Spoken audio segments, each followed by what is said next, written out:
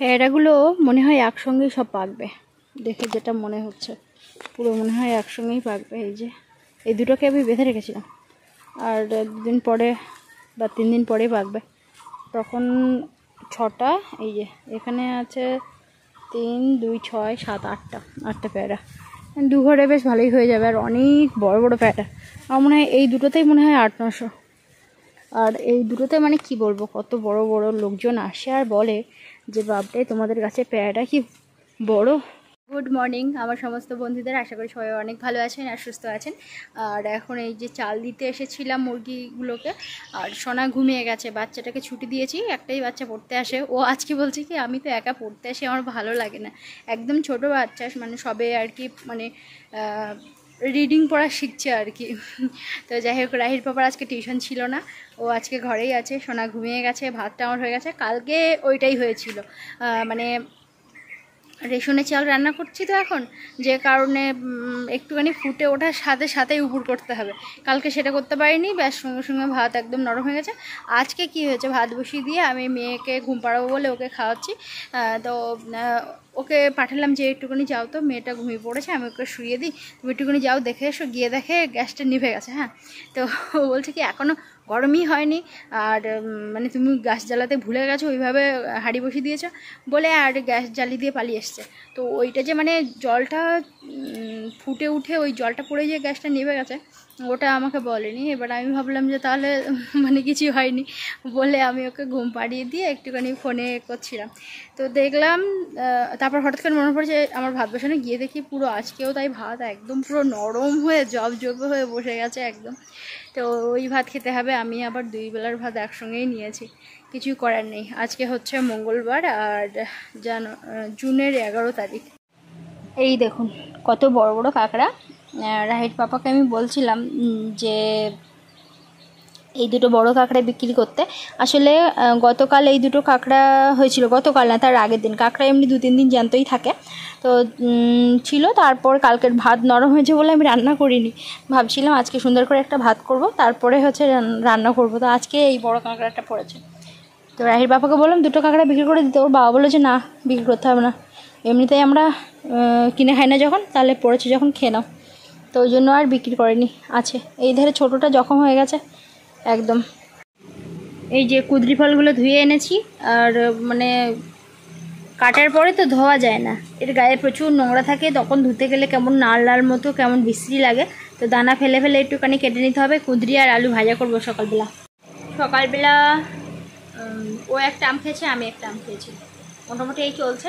আর আজকে জামরুল পারলে পারা যেত, তো আজকে একজন মানে বাচ্চার মা এসেছিলো, তাকে একটু কিছু খেতে দিলাম জামরুল। তো ওই জন্য ভাবলাম যে আজকে আর বেশি পারবো না, একটু বড় হোক কালকে পারবো। আসলে এই সময়টা একটু 1-2 দিন রেখে দিলে ভালো হয় জামরুলগুলো, তো ওই জন্য ওদেরকে একটু খেতে দিলাম। আর আমাদের জন্য আর পারিনি, আমরা সকালবেলা একটুখানি আম খেলাম, আর ভাত তো ওই যে ওই কাণ্ড হয়েছে। এখন ভাবছি আম ডাল করবো আর এই ভাজা করব। ওই ভাতের সঙ্গে অন্য কোনো তরকারি ভালোই লাগবে না। তো কাঁকড়া আজকে রান্না করতেই হবে, কেননা মানে ওই কাঁকড়া কেমন একটা ঝিমে গেছে, আজ 2-3 দিন হয়ে গেছে, তো ওই জন্য। তো পরে আসছি কথা বলতে। আজকে একটা এই যে পার্সেল এলো, এক্ষুনি এলো। রাহির পাপা মানে যতবারই আমি অর্ডার দিই ও ক্যান্সেল করে দেয়। আজকে বাড়ি নেই, ওই জন্য আমি নিয়ে নিয়েছি। আর 2-3 দিন আগে আর কি যে টিউশন পড়াই তার মাইনে দিয়ে গেছে, তো পুরো 1 মাসের মাইনের দাম এটা। তো দেখাচ্ছি এটা কি জিনিস। এই যে চিরুনি। আমার খুব শখ ছিল যে কাঠের চিরুনি কিনবো, কিন্তু বারবারই রাহির পাপা, আজকেও তাই ফোন করে বলেছি, তো বলছে যে না নিতে হবে না, ক্যান্সেল করে দাও, সব ফালতু জিনিস নিতে নেই। তো আমি নিয়ে নিয়েছি। এই যে এতে 5খানা চিরুনি আছে, আর এবং ভীষণ হার্ডি চিরুনিগুলো, ভীষণ হার্ডি আর ভালো বেশ। অনলাইনের মাল হলে কি হবে, ভীষণ ভালো। 200 টাকা নিয়েছে, 203 টাকা নিয়েছে। সব সময় নিজের পছন্দেরও একটু গুরুত্ব দেওয়া দরকার, তো ওই জন্য আমি নিয়ে নিলাম। এই যে খুব সুন্দর। নাও, এই তো মাথায় চুল বাঁধা আছে, আর এইভাবে আঁচড়াতে হবে। বাবা বাবা, গুড। এক্ষুনি ঘুম থেকে উঠলো। এদিকে সবজি ধুয়ে এনেছি, ঢ্যাঁড়সটা কাটিনি, আগে ধুয়ে এনেছি তারপরে কাটবো। এখানে কুমড়ো, আলু, কাঁচা লঙ্কা সব কাটলাম, ধুয়ে আনা হয়ে গেছে। আর আজকে এই যে সঙ্গে সঙ্গে পিঁপড়ে হয়ে যাচ্ছে, বড় বড় পিঁপড়ে। তো এইটুকুই চিংড়ি মাছ হয়েছে। এটা ওই দেখি কুমড়োতে দেবো না, একটা জিনিস করব। আর এই যে পেঁয়াজটা কেটে নিয়ে তারপরে রান্নাঘরের দিকে যাই। কি হয়েছে? গরম লাগছে? এত গরম যে বারবার করে ঘাম মুছলেও কি সঙ্গে সঙ্গে ঘাম হচ্ছে আর কি। তো রাহির বাবা গেছে বাজারে, ফোন করে বলবো একটু আদা টাদাগুলো আনতে, একটু কাঁকড়া হবে ওই জন্য। আর মেঘলা, ভীষণ মেঘলা বাইরে, তবে গরম আছে, প্রচুর গরম। সবসময় মেঘলা নেই, আবার একটু রৌদ্র হচ্ছে, এরকম হচ্ছে। আর সকালবেলা উঠে থেকে একটু বৃষ্টি হয়েছিল, হালকা ফুলকা একটু বৃষ্টি হয়েছিল, মানে একদমই বৃষ্টি না হওয়ার মতো। কি কি কি ওর ভাল লাগছে না একদম। সকালবেলাটা তরকারি রান্না হয়ে গেছে, ওই কুদরি ভাজা করেছি। ওর পাপা বললো আমার টাইম নেই খাওয়ার, বলে চলে গেল, ওই জন্য আমার ওর খাওয়া হলো না। কী হয়েছে মা? হ্যালো ফ্রেন্ডস, সোনাকে ঘুম পাড়ি দিয়ে আর একটুখানি মোবাইল দেখছিলাম।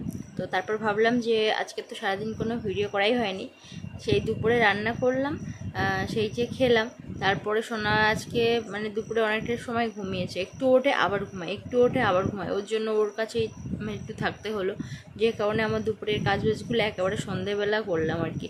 অনেকগুলো মানে থালা বাসন, তারপরে ধোয়া ছিল প্রায় 2 বালতি, সেগুলো সব কাচলাম একদম সন্ধেবেলা।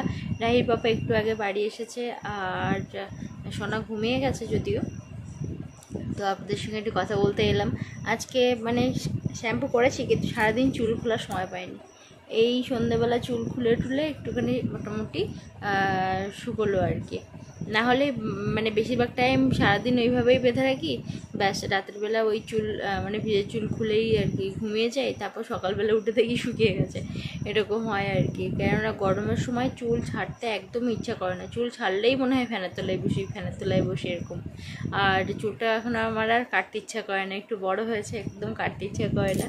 তো যাই হোক, রাতে রান্নাবান্না নেই, কুমড়ো তরকারি আছে, ভাজাটা খাওয়া হয়ে গেছিলো, শুধু কুমড়ো তরকারি আছে, ওই জন্য রাতে রান্নাবান্না নেই। আর কাঁকড়াও আজকে রান্না করিনি, কেমন যেন ভাতটা হয়ে গেছে, আর ওই ভাতের সঙ্গে কাঁকড়া খেতে ভালো লাগবে না, ওই জন্য কাঁকড়াও আর রান্না করিনি। তো আপনারা অনেকেই কমেন্টে স্কিনের মানে সলিউশন দিয়েছেন আর যে কি করলে ভালো হবে। তো সহজ উপায় হচ্ছে সবথেকে অ্যালোভেরা মাখা আর কি, কেননা বাড়িতেই আছে, তো চট করে মাখা যাবে আর কি। তো এটাই আর কি ভালো। দেখি কদিন ব্যবহার করে।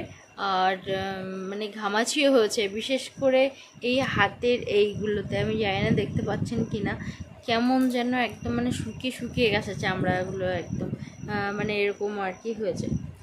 তো যাই হোক, ওইগুলোতে অ্যালোভেরা লাগালেও দেখি বেশ মানে শান্তি লাগে।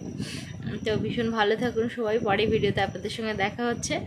আর আজকে ভিডিওটা জানি একটু কেমন হয়ে গেছে, আসলে ছোট বাচ্চা নিয়ে আর মানে কাজবাজের মধ্যে দিয়ে সবসময় মানে ফোন বসানোর সময় হয় না। আলাদা করে একটু ভিডিও কেউ যদি করে দেয় বা এডিট করে দেয় তখন খুব ভালো হয় ডেলি রুটিনের ভিডিওগুলো আপলোড করা, কিন্তু একা হাতে সব কিছু, তো ওই জন্য খুব একটা সময় হয় না। আবার আপনারাও অনেকে কমেন্ট করেন যে কেন ভিডিও দিচ্ছ না, তো ওই জন্য ভাবলাম যে আজকে একটা ছোট্ট করে ভিডিও দিই। তো পরের ভিডিওতে আপনাদের সঙ্গে দেখা হচ্ছে, ভীষণ ভালো থাকুন সবাই।